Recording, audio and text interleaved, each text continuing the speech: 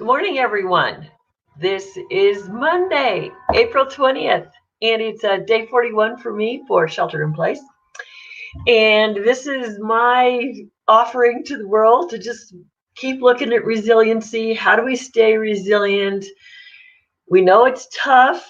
We know that we'd all like to be outdoors consistently working. And my thanks to all those people who are essential and are still out there helping us. Blessings to all of you for the risks that you're taking so that I can choose to stay home and that I can choose to be here and take care of myself and protect others by just being sure that I'm being safe. And so this is an odd situation for all of us. It's one totally unexpected. Does give us some questions about, hey, could this happen again in our lifetime? So it'll be interesting to see all the choices that we make in our lives as we move forward. So uncertainty is a challenge. So I hope all of you are really celebrating how you are handling this uncertainty, because you need to give yourself a pat on the back.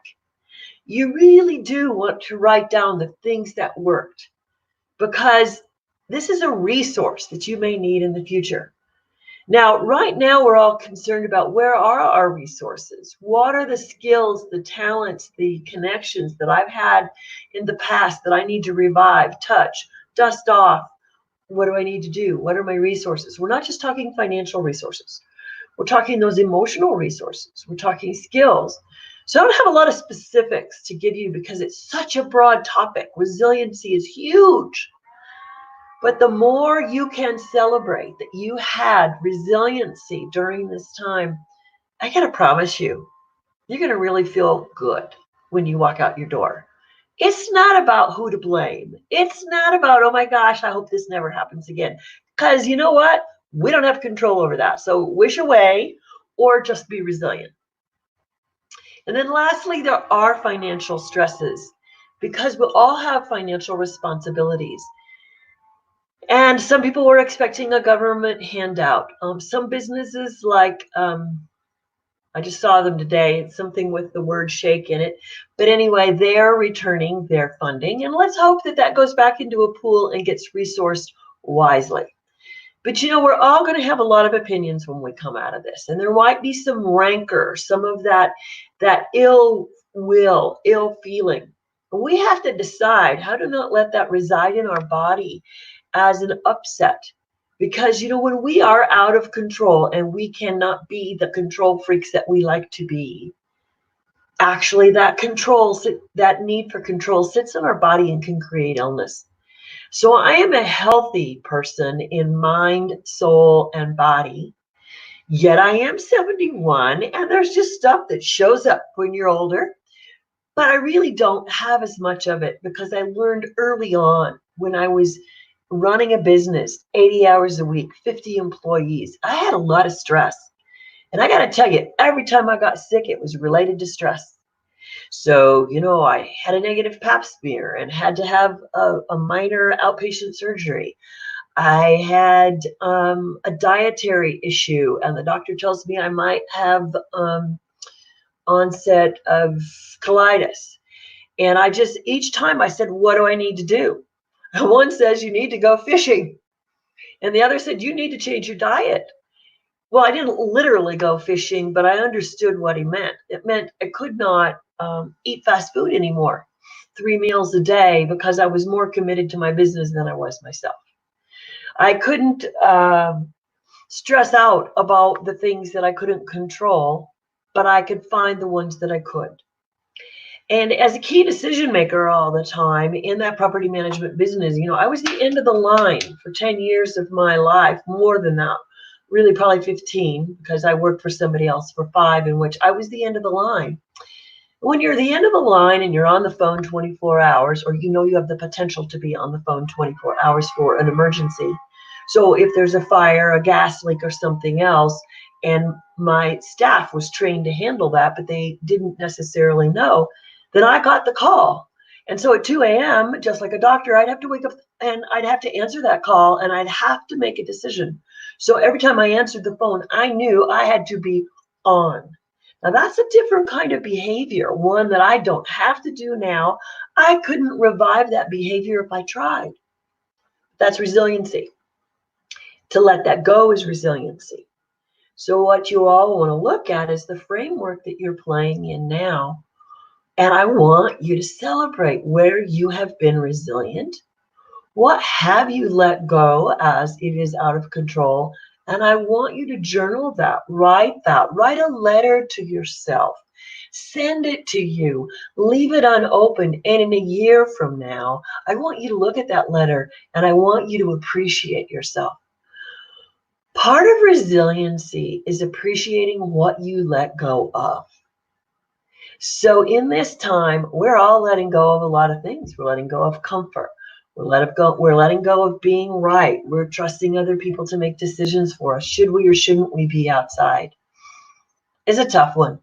Nobody's going to be right. Not at any point is anybody going to be right.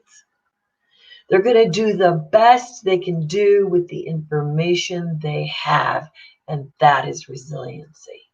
So one of the things that I had a thought and it left, but we also all want to celebrate our patience.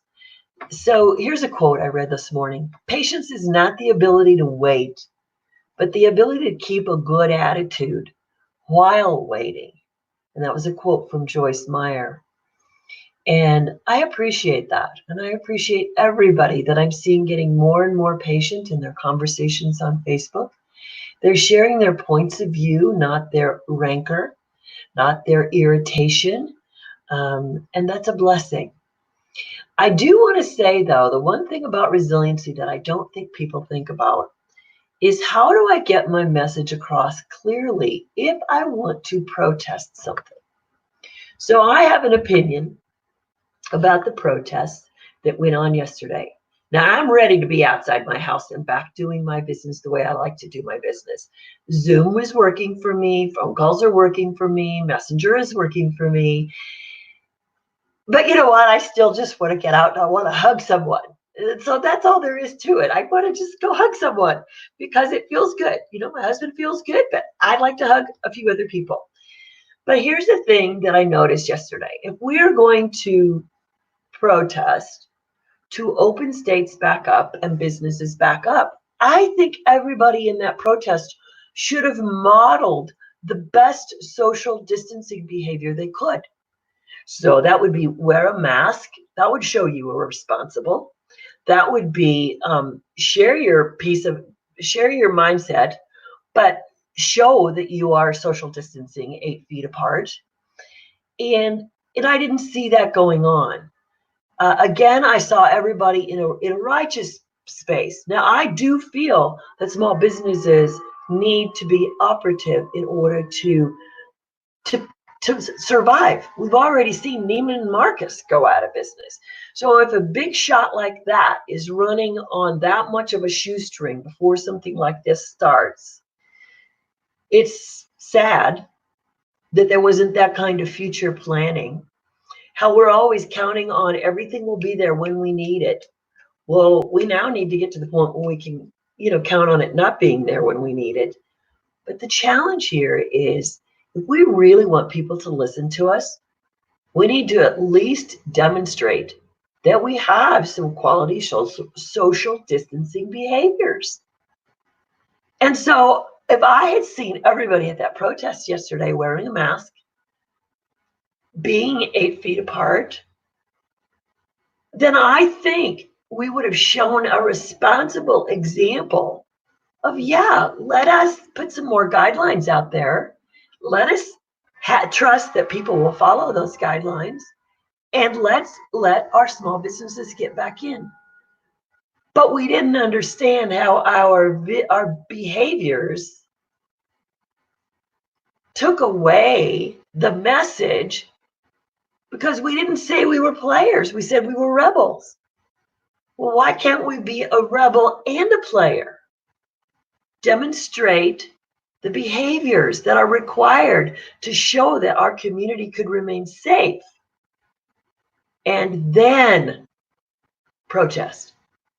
But there was not enough cohesiveness in that I don't know what the end result will be. I don't have an opinion on that. But just if I were a key decision maker, they can use that against you just as well as they can use it for you.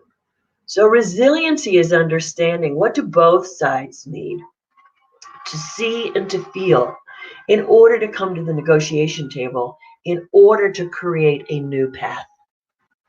And you know what?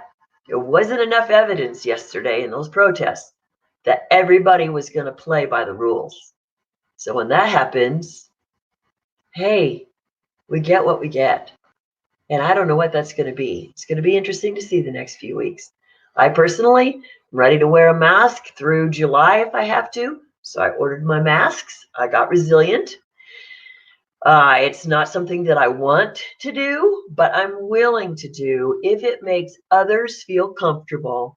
I am willing, when they tell us we can go out again, to bring a lawn chair, have my meetings in the park 8 feet apart, wear a mask. I'm willing to do what it takes and demonstrate that I'm responsible. At the same time, I'm free. So thank you, everyone, for tuning in. I'm Marla Copal. I am the Vitality Mentor. I would love it if you would join me on my YouTube channel called the Vitality Mentor. And if you need to get ahead of in touch with me, my number is 719-964-2268. Just help me help you stay resilient. Talk to you soon. This Wednesday, 8:30. See you again. Bye-bye.